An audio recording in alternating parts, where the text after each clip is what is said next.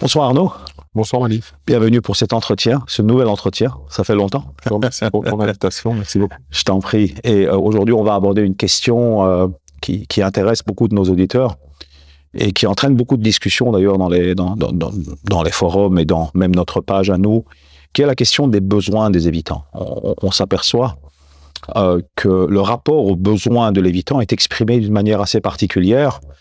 Et on va aborder cette question un peu sous tous les angles et d'une manière relativement exhaustive, parce que c'est fait assez rarement en langue française et même en langue anglaise d'ailleurs. Donc on a dû quand même se plonger dans les études et dans toutes les publications sur la question.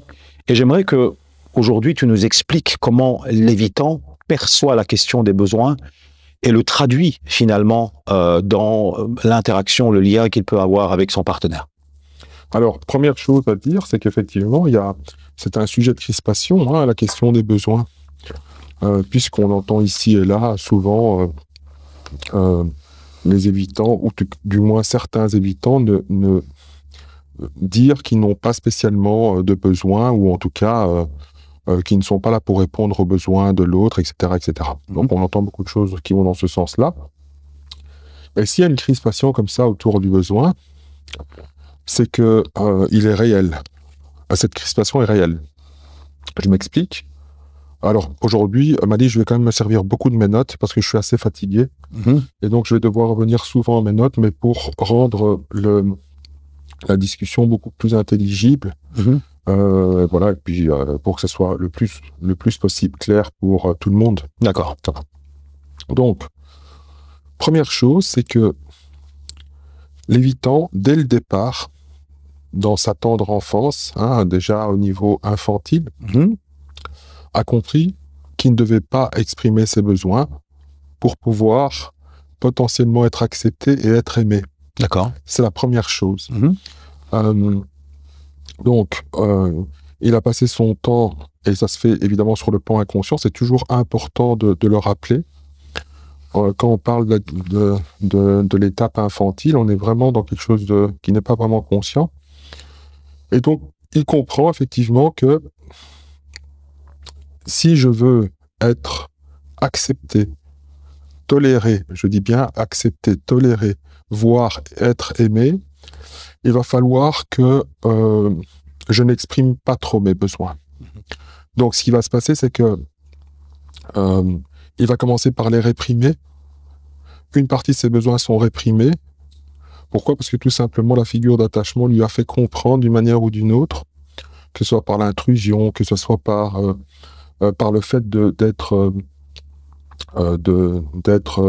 plus ou moins hostile lorsque l'enfant ou le bébé exprime ses besoins, lui a fait comprendre d'une certaine manière que, bon, je peux t'accepter, mais comment dire, il va falloir que tu n'exprimes pas trop tes besoins.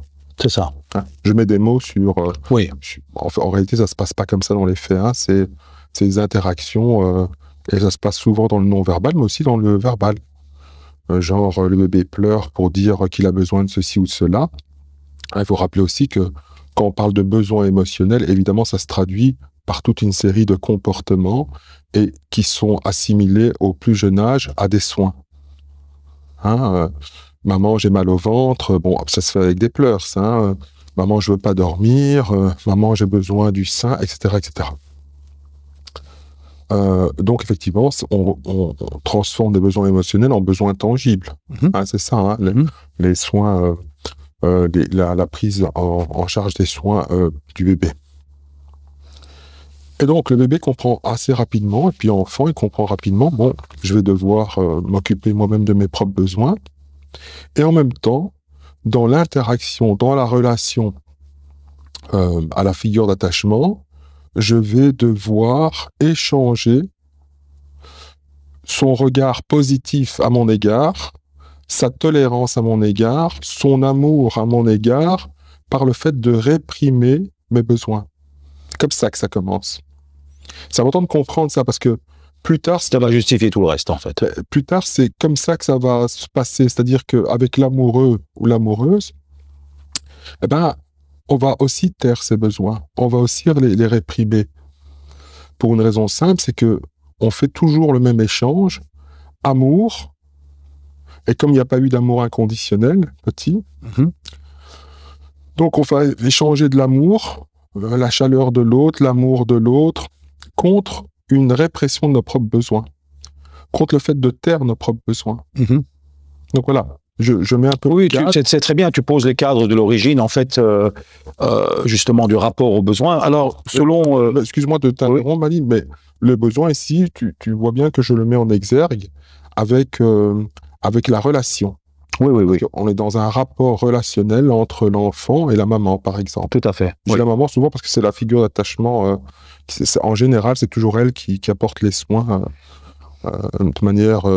Alors, est-ce que cette répression de la notion de besoin est liée au fait que ces besoins ont été rejetés dans la petite enfance? Soit ils ont été rejetés, ça on le sait maintenant. Je veux dire, après les théories de Bowlby, on sait très bien que effectivement ils ont été rejetés. Oui. Ou soit mal acceptés, ou soit niés. C'est ça. Mais dans tous les cas, c'est une forme de violence à l'encontre du sujet qui est le bébé à ce moment-là, d'être reconnu en tant que sujet à part entière, c'est-à-dire avec des besoins. Il est rejeté à ce niveau-là, et donc il va devoir se comporter comme un sujet qui n'est pas un sujet à part entière. C'est ça, tout à fait. Il est évidemment un sujet, parce qu'on ne peut pas dire que c'est un objet à ce moment-là. Mais par contre, ce qui est important de comprendre, c'est que il peut exister que s'il est incomplet. C'est ça. Donc ça veut dire que quelque part, l'expression du besoin pourrait entraîner en fait une forme de rejet, et donc par le fait qu'il veut éviter ce rejet, il ne l'exprimera plus. Exactement. Ou en tout cas, il va avoir une grande tension dans l'expression de son besoin. Et d'ailleurs, si on revient à la question du dessin projectif, les problèmes vont commencer à partir du moment où l'évitant ou l'évitante va vouloir rejouer cette scène primale. Autrement dit, il rejoue la scène avec la figure d'attachement, mais cette fois-ci avec son amoureux, amoureuse, en se disant j'espère enfin, alors c'est pas conscience, j'espère enfin que je pourrai être reconnu comme un sujet à part entière, mais avec mes besoins. Mais dans le dessin projectif, il se passe quoi? C'est qu'évidemment, pour être aimé, il a appris qu'il devait taire ses besoins. Donc il y a une tension. Donc il y a une tension, et surtout, il va fondre ses besoins dans les besoins de l'autre. C'est pour ça qu'il va correspondre, finalement, la personne qui est face à l'évitant va se comporter va être vue par l'évitant comme potentiellement la figure d'attachement. Oui, donc ici, tu nous renvoies en fait à l'entrevue qu'on a eue sur les dessins projectifs, et c'est une entrevue que j'incite à aller visionner pour justement comprendre cette notion de dessin projectif que tu avais très très bien développée. Alors, ce que tu dis là avait déjà été développé par Bowlby et Ainsworth, donc dans la théorie d'attachement de base, mais Milko-Linser et Shaver en 2016, ici j'ai toute une série d'études par rapport aux besoins de l'évitant, ils expliquent que les évitants utilisent des stratégies de désactivation pour minimiser l'importance des besoins relationnels. Par exemple, ils rationalisent leurs émotions, je n'ai besoin de personne, ou idéalisent l'autosuffisance. Donc ça veut dire que on dirait que la traduction de ce que tu viens de décrire dans l'origine de la théorie de l'attachement se manifeste par une sorte de posture du « je n'ai besoin de personne et je suis autosuffisant ». Oui, mais parce que c'était d'abord, au départ, c'est un mécanisme de survie. C'est-à-dire que si je veux exister, si je veux pouvoir être d'une certaine manière aimé, il va bien falloir que je réprime certaines choses et surtout que je rationalise certaines autres choses. Donc l'indépendance, l'autonomie, c'est une forme de rationalisation. Au fond, croire que j'ai besoin de personne, ça me permet de survivre. Tout à fait. Tout à fait. Alors c'est intéressant, on va passer donc à la deuxième partie, donc là tu as expliqué un peu les origines, c'est la manière dont il remplace la notion de besoin. C'est-à-dire que ce qui est très intéressant dans le vocabulaire de l'évitant, on le voit d'ailleurs dans leurs témoignages, c'est que souvent la notion de besoin est remplacée par le concept de partage mutuel. C'est-à-dire qu'en fait, au lieu de parler d'un besoin qu'ils ont, au moment où l'autre comble le besoin, oui, mais en fait, non, il n'a pas comblé mon besoin, on était dans un partage mutuel. C'est-à-dire qu'il y a une sorte de substitution qui se produit, qui quelque part masque un tout petit peu l'idée qu'il a un besoin, parce qu'en fait, s'il a un besoin, mais quelque part, il est vulnérable, hein, il est dépendant finalement de l'autre, et on sait à quel point il y a une sensibilité par rapport à la vulnérabilité et au fait d'être dépendant d'autres. Et donc, c'est remplacé par cette notion de partage mutuel. Qu'est-ce que tu as à dire par rapport à ça? Eh ben, toujours revenir à l'origine, c'est qu'effectivement, l'enfant, s'il ne manifeste plus de besoin de manière explicite, ça ne veut pas pour autant dire qu'il ne reçoit pas, que ses besoins ne sont pas comblés par la figure d'attachement. Oui. Donc, il va développer quelque chose qui pourrait s'apparenter à comment est-ce que je fais pour qu'on puisse répondre à mes besoins sans pour autant que je les affiche de manière explicite. Oui. Donc, ça, je veux dire, c'est tout le défi. C'est tout le défi, mais surtout, c'est une compétence qui s'est développée de manière inconsciente. Tout à fait, c'est ça. Voilà, donc ça veut dire il ne parle plus, il ne réclame plus ses besoins, enfant. Par contre, il va s'arranger pour que la figure d'attachement comble quand même une partie de ses besoins. Oui. Et là, on voit bien qu'il y a quelque chose d'intangible. D'accord. À la fois, comment dire, pour l'évitant, et à la fois pour la figure d'attachement, qui, elle, ne se rend pas spécialement compte que c'était une demande de l'enfant. Oui, c'est ça. Et donc, on est dans un jeu de cet ordre qui va dans ce sens-là, où il y a quelque chose d'intangible. Oui. Et de pas clair du tout. Mais donc, tu veux dire que quelque part, l'évitant développe une stratégie qui consiste finalement à combler ses besoins d'une manière un peu plus subtile, qui n'est pas nécessairement verbalisée ou communiquée. Oui, par exemple, le partage. Voilà. C'est ça. Comment dire, c'est pas moi qui ai besoin de ça. On partage un moment, on partage ceci, on partage cela. Or, en réalité, c'est un besoin, mais c'est un besoin qui est non affiché, non explicite. Oui, ce qui est très problématique au niveau de la communication. C'est-à-dire qu'en fait, l'autre, quelque part, ne reçoit pas une information qui est, on va dire... claire. Voilà, c'est ça, clair. Le problème, justement, dans le dessin projectif, c'est le problème. C'est que au bout d'un moment, quand l'évitant se retire, il se retire, c'est une affirmation par la négative de ses besoins. Autrement dit, je ne suis pas en accord avec ce dessin projectif auquel j'ai participé pleinement. Je ne suis plus en accord, peut-être. Oui, je ne suis plus en accord, effectivement, je ne suis plus en accord, mais en réalité, est-ce que j'ai déjà été en accord? On peut se poser la question. Mais au moins, je sais maintenant qu'il y a quelque chose, tu éprouves quand même aussi quelque chose pour moi, un sentiment. Et à partir de ce moment-là, comment est-ce que je fais pour oui, donc je vais m'affirmer par la négative en disant tout doucement, en fait, je veux dire, c'est pas réellement mes besoins. Le problème, c'est qu'il n'a pas appris à mettre des mots dessus. Oui. Donc, tu auras, en général, on aura affaire à des comportements qui sont mis en place, mais qui sont tout à fait incompréhensibles pour le partenaire. C'est ça. Puisqu'ils n'ont pas appris à mettre des mots dessus. Oui. C'est la manière, c'est comment est-ce qu'on répond à son besoin sans jamais en parler. C'est presque, on pourrait en faire un jeu. Hein. Enfin, c'est une boutade, mais bon, c'est une manière. Comment parler d'un besoin, comment appréhender un besoin, comment avoir accès à un besoin sans jamais le dire. Avec des mots.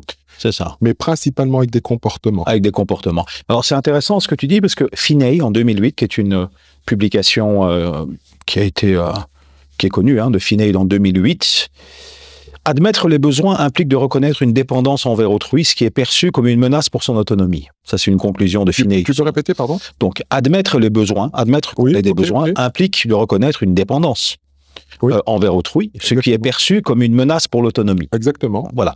Et le partage mutuel, selon Finney, dans son étude de 2008, permet de maintenir une illusion d'équilibre. Nous donnons tous les deux. En fait, je ne reçois pas. On donne tous les deux.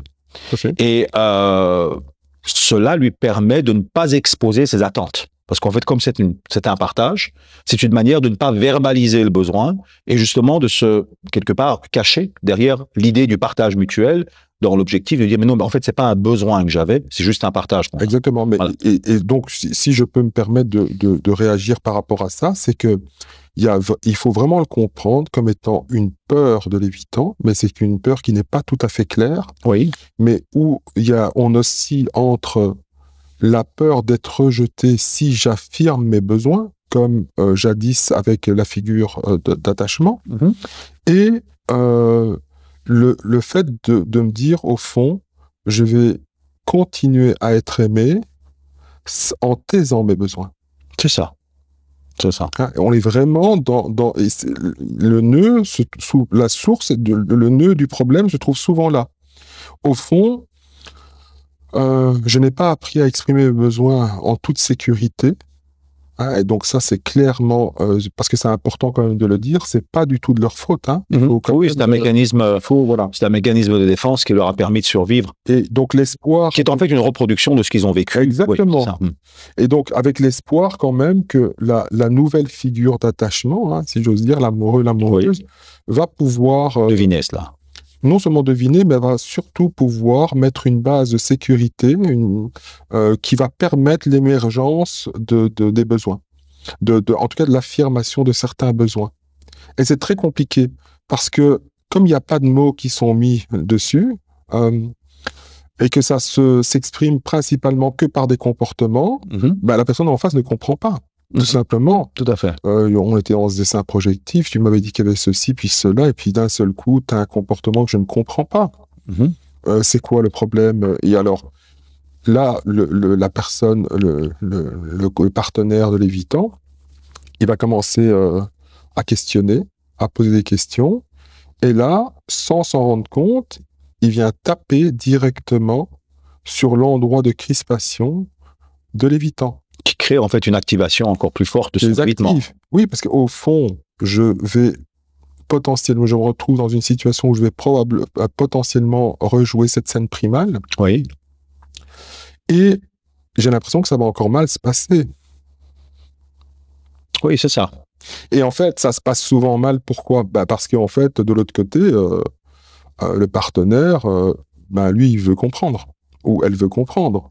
Donc, va être de plus en plus insistant. Et de l'autre côté, on a cette crispation qui devient de plus en plus grande. Plus il est insistant. Plus il est insistant, en fait, je me rends compte que potentiellement, il sera peut-être pas capable de m'entendre réellement sur mes besoins.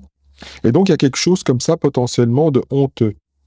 Oui, c'est intéressant, cette blessure de la honte, parce qu'on l'a rarement abordée. D'ailleurs, on l'a pas encore abordée sur notre chaîne. Mais il faudra qu'un jour, on puisse un peu explorer ça, parce qu'elle est un peu exposée par même Bowlby et Ainsworth. Hein. C'est-à-dire qu'ils en parlent. Maintenant, on l'a pas vraiment développée, mais je pense que c'est une blessure qu'il va falloir à un moment donné aborder d'une manière un peu plus exhaustive. On n'a pas trouvé énormément d'études sur la question, comme ça tu le sais. Mais pour continuer ici sur le sujet, une étude de Brennan et Philip Shaver, qui est un spécialiste aussi reconnu sur la théorie de l'attachement, ils arrivent à une conclusion intéressante dans une étude de 1995, donc 95 pour nos amis français. Les évitants craignent les situations où les partenaires seraient en dette émotionnelle. Le partage mutuel, donc le concept de partage mutuel, est un moyen de contrôler les interactions pour éviter de se sentir redevable ou vulnérable. Donc en fait, on voit à chaque fois comment les piliers de l'évitement, que sont l'autosuffisance, le refus de la vulnérabilité, entrent en ligne de mire dans la question du besoin. C'est-à-dire qu'il y a une interaction permanente entre la question du besoin qu'on ne peut pas exprimer puisque ça va venir éroder dans une certaine mesure les piliers, si tu veux, de l'évitement, et ça va s'exprimer par un comportement qui va être quand même difficilement compréhensible, comme tu l'as bien décrit, par le partenaire. Alors, qu'est-ce qui se passe justement quand il n'arrive pas à communiquer cela? Comment le partenaire se sent? Donc, tu as parlé ici d'insistance, de frustration. Donc, ça se traduit souvent par un problème ici. Ça se traduit par un problème et... Explique-nous un peu ici l'interaction. Alors, ça dépend, le type d'attachement aussi du partenaire, mais si on est, avec un anxieux, rapidement, ça peut se transformer en poursuite obsessionnelle. C'est ça. L'anxieux, il veut comprendre. Maman, pourquoi tu es pas contente? Est-ce que je te satisfais pas suffisamment, etc., etc. Déjà, tout petit. Donc, quand il se retrouve face, à son évitant ou son évitante, il aura tendance à vouloir trouver une réponse. Mhm. Mais le fait de vouloir trouver une réponse, ne pas avoir de réponse, ça va aussi lui l'activer dans un mode anxieux et donc potentiellement obsessionnel. Mais la dimension obsessionnelle pour l'évitant, ben c'est la fuite. T'es en train de me poursuivre. Pourquoi? Moi, j'essaye d'échapper. J'ai toujours échappé à l'intrusion. J'ai essayé d'échapper à l'intrusion. Je me suis toujours débrouillé plus ou moins seul. Oui. Et toi, là, maintenant, tu me poursuis. Ben, ça me fait fuir. J'ai peur. Je commence à sentir une peur en moi. Mhm. Et en tout cas, quelque chose qui est où je me sens mal à l'aise. Ok, ce que tu veux dire là, c'est que, par exemple, le partenaire sécure ne chercherait pas à comprendre, lui, il partirait directement parce que ça ne lui conviendrait pas. Ah non, non, ça veut dire que le sécure peut très bien se retrouver dans les mêmes contingences, en quelque sorte. Hein. D'accord.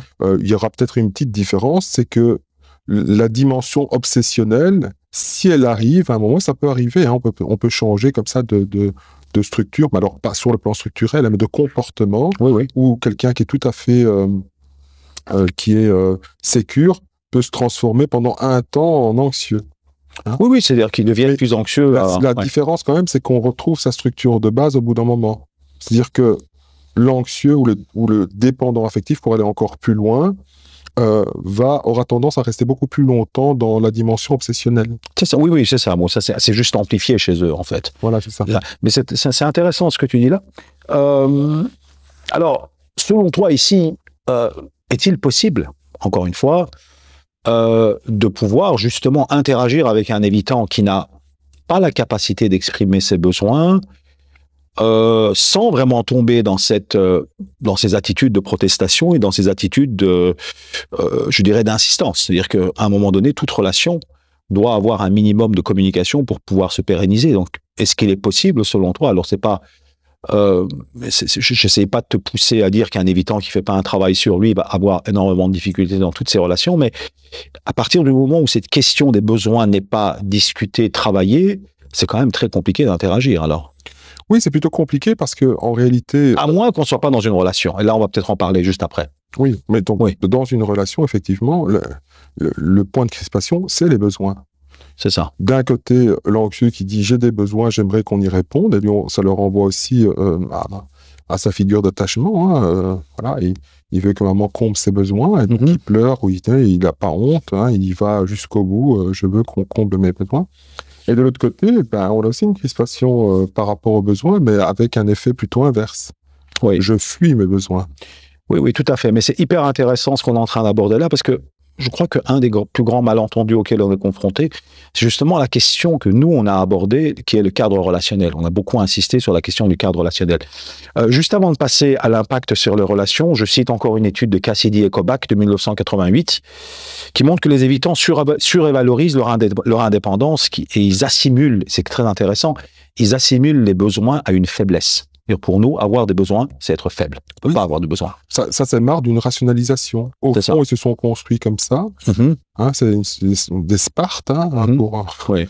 Je n'ai pas à avoir de besoins, en fait. Voilà, j'ai pas à avoir de besoins. Pourquoi? Parce que, de toute façon, j'ai compris que avoir des besoins, c'était potentiellement être vulnérable et c'était être en souffrance.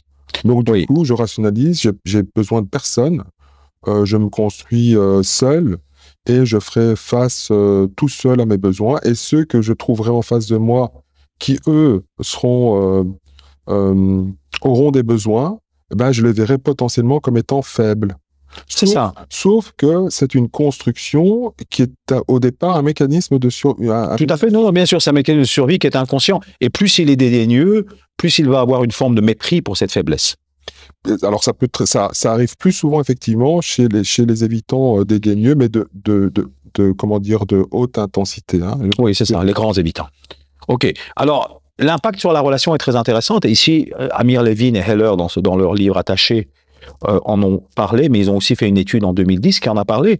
Donc finalement, avec un évitant qui n'a pas travaillé sur lui et travaillé sur cette question, la seule manière de pouvoir éventuellement fonctionner de cette manière-là, ce serait, selon Levin et Heller, d'être dans des relations peu engageantes. Ça veut dire en fait dans des relations où il va y avoir beaucoup moins de conflits parce qu'il n'y a pas beaucoup d'engagement. Donc on va être dans un cadre relationnel qui est relativement distant et peu engagé.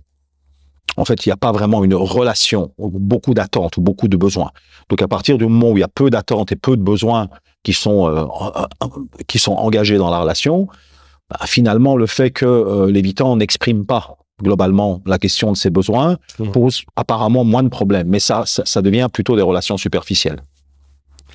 Alors, effectivement, sur le plan de relation de couple, former un couple avec un évitant en respectant finalement son besoin d'indépendance, son besoin d'espace, c'est plutôt compliqué d'être dans une relation très engageante où, en général, il y a une interdépendance.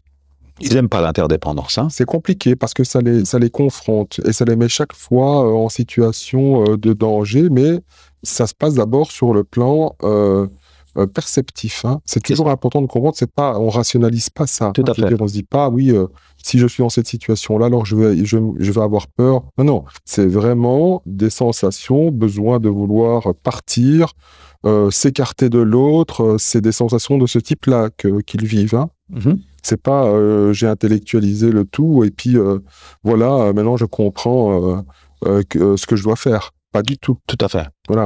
Mais donc, ça voudrait dire finalement, Arnaud, et je mets un peu les pieds dans le plat, et je sais qu'il y a certaines personnes qui n'aiment pas trop quand on fait ça, que je fasse ça essentiellement, c'est que le seul cadre relationnel qui pourrait être fonctionnel finalement avec un évitant, qui n'a pas travaillé sur lui, serait un cadre relationnel où les besoins, ou nos besoins, ou le besoin du partenaire de l'évitant ne serait finalement pas entre les mains de l'évitant.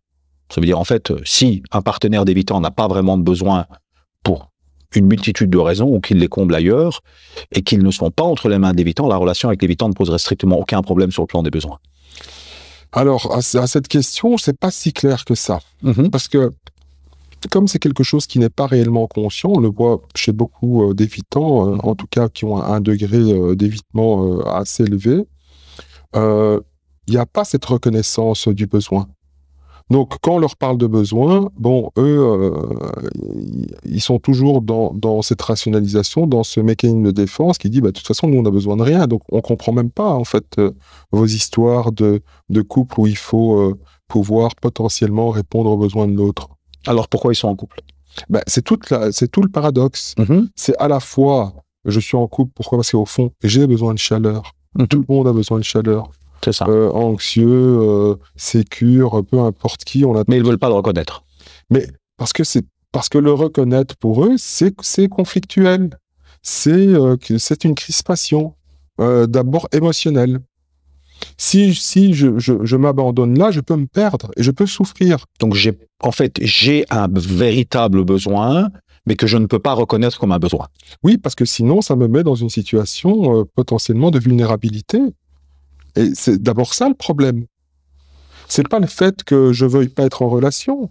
Je veux être en relation, mais c'est compliqué pour moi. Tout à fait, mais c'est pour ça que justement cette espèce de tension, cette contradiction structurelle systémique va entraîner énormément de malentendus dans les relations. C'est-à-dire ici on a une étude de Johnson en 2008, publication médicale, justement qui met en avant le fait que les partenaires d'évitant perçoivent cela comme un manque d'authenticité ou d'investissement.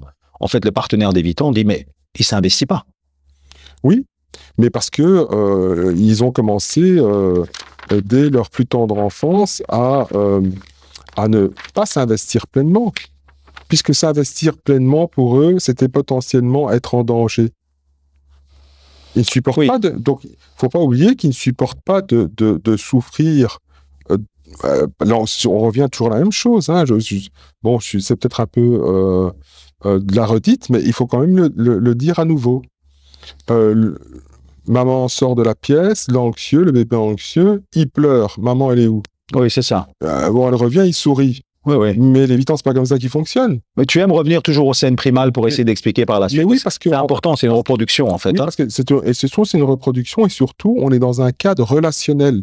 C'est le rapport entre l'enfant et la figure d'attachement. Et c'est pour ça que c'est important. Parce que ce qu'on met en exergue ici, c'est la dimension relationnelle. Oui. Et c'est exactement la même qui va se reproduire plus tard. Oui, c'est ça. Je rejoue cette scène avec un partenaire que j'espère être à la hauteur, finalement, de ce monde fantasmatique. Parce qu'il y a une dimension fantasmatique. Tout à fait, oui. Des besoins. C'est ça. Puisque j'ai jamais pu vraiment les exprimer. Oui. Quel est mon fantasme? mais qu'un jour, je puisse vraiment les exprimer. C'est ça. mais le problème, c'est que on a toujours l'impression que c'est pas le bon partenaire.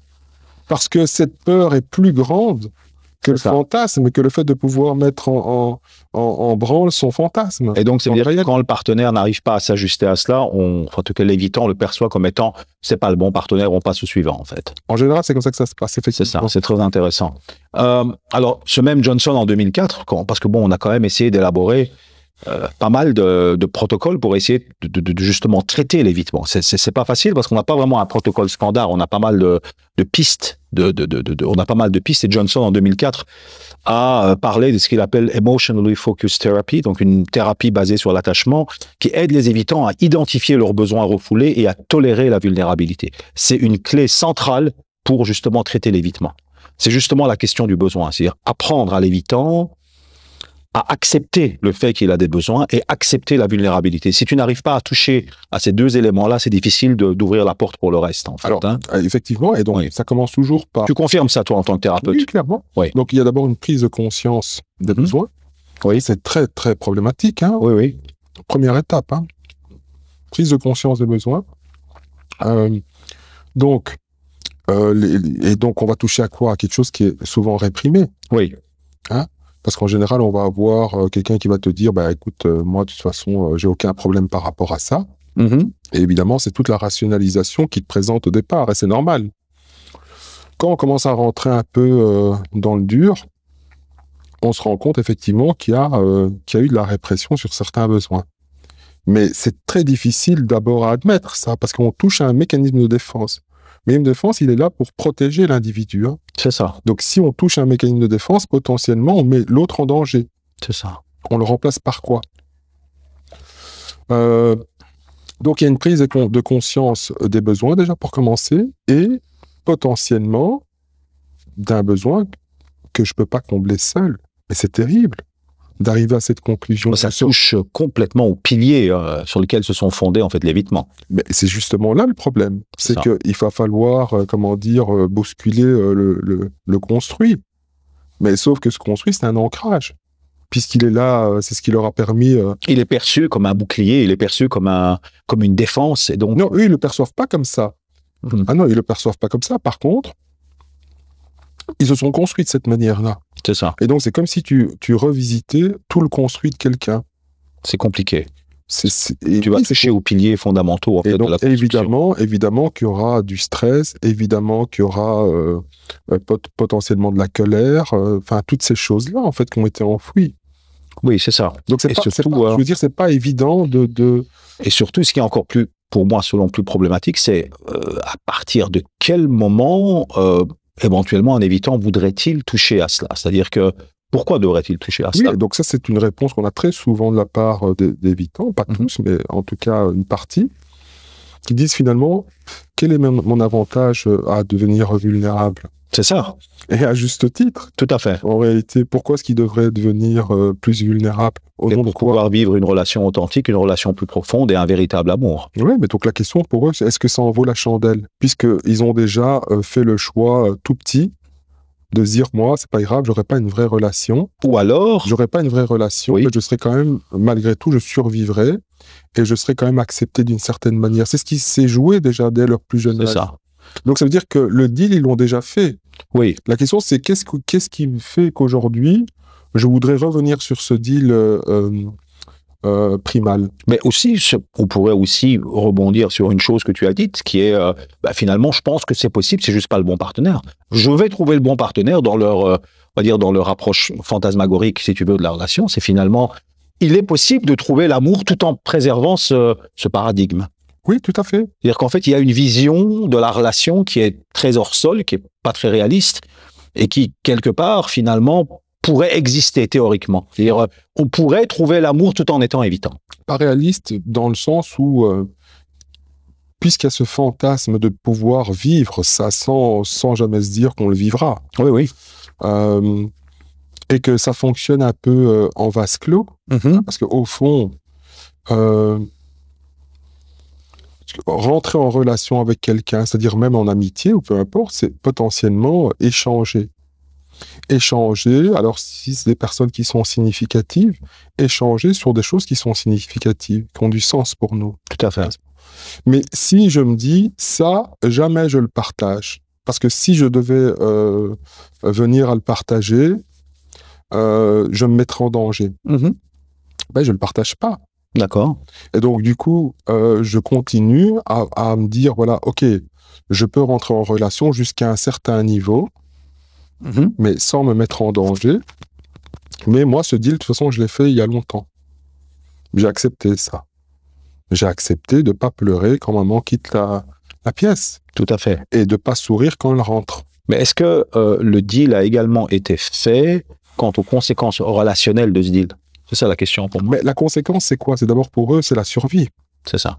C'est ça l'enjeu. C'est pas le fait de me dire est-ce que je vais pouvoir vivre une relation incroyable sur les îles Maldives. Ils s'en foutent de ça. Oui. Je veux dire, c'est pas ça les intéresse pas, ça. Et si ça devait exister, ça peut exister sous forme de fantasme. C'est ça. C'est-à-dire, j'aimerais bien, mais je sais bien que c'est pas possible. Est-ce qu'ils savent bien que c'est impossible? Non, c'est qu'ils se sont construits de cette manière-là. Voilà, ils se disent donc, au bout d'un moment, quand on se construit d'une certaine manière, il y a toute une série de croyances. C'est les croyances en général qui vont précéder les comportements. Hein? Comme je crois que c'est pas possible, je comprends d'une certaine manière. Hein? Je peux escalader cette montagne parce que j'y crois. Mais si j'y crois, ça veut dire que je vais me présenter devant cette montagne avec mon matériel d'escalade et je vais l'escalader. Mais si j'y crois pas, ben je la regarde de loin, ça m'intéresse pas. Mais justement, ma question, elle est plutôt ici sur un point qu'on a déjà beaucoup débattu, toi et moi, et qui m'a fait aussi débattre avec pas mal de spécialistes ailleurs dans le monde sur cette question, c'est est-ce que l'évitant est conscient des conséquences relationnelles de son évitement? J'en suis pas sûr. Qu'est-ce que tu entends par conséquence? C'est-à-dire qu'en fait, à partir du moment où il se construit sur ces piliers qu'on connaît, donc le refus de la vulnérabilité, l'autosuffisance et l'hyperindépendance, le refus de l'interdépendance, le refus justement de prendre en considération les besoins de l'autre et quelque part d'admettre qu'il a des besoins, quelles sont les conséquences relationnelles de cette posture si elle n'est pas travaillée? Je ne suis pas du tout convaincu que l'évitant a pris conscience qu'en gardant, si tu veux, ce paradigme, les conséquences relationnelles risquent quand même de ne jamais lui permettre d'être en relation. Alors toi-même, tu en as parlé en disant finalement qu'il ne sera qu'en lien, mais je ne suis pas du tout sûr que l'évitant est conscient de cela.